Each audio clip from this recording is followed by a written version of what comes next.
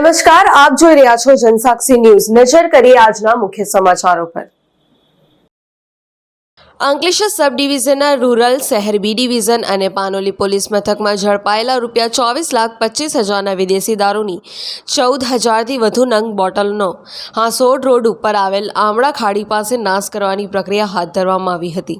આ વિદેશી દારૂના નાશની પ્રક્રિયા દરમિયાન અંકલેશ્વરના પ્રાંત અધિકારી ભવદીપસિંહ જાડેજા, મામલેદાર કિરણસિંહ રાજપૂત, નશાબંધી અધિકારી ગણાવાની ઉપસ્થિતિમાં વિદેશી દારૂના જથ્થા ઉપર રોડ રોલર ફેરવી નાશ કરવામાં આવ્યો હતો। આ વિદેશી દારૂના નાશની કામગીરી દરમિયાન અંકલેશ્વર રૂરલ બી ડિવિઝન અને પાનોલી પોલીસ મથકના પોલીસ અધિકારીઓ અને પોલીસ કર્મચારીઓ ઉપસ્થિત રહ્યા હતા। આજરોજ 31 ડિસેમ્બર 2024ના રોજ મહેરબાન કોર્ટના આદેશ અનુસાર અંકલેશ્વર સબ ડિવિઝનના 3 પોલીસ સ્ટેશનો, Panoli police station, Ankleshwar B division અને અંકલેશ્વર ગ્રામ્ય પોલીસ સ્ટેશન, આ 3 પોલીસ સ્ટેશનોનો ટોટલ 24,50,000નો મુદ્દામાલ, જેમાં 14,000 જેટલી બોટલોનો સમાવેશ થાય છે, તેનો 3 પોલીસ ઇન્સ્પેક્ટરોની હાજરીમાં તથા ડીવાયએસપી શ્રી અંકલેશ્વરની હાજરીમાં નાશ કરવામાં આવે છે।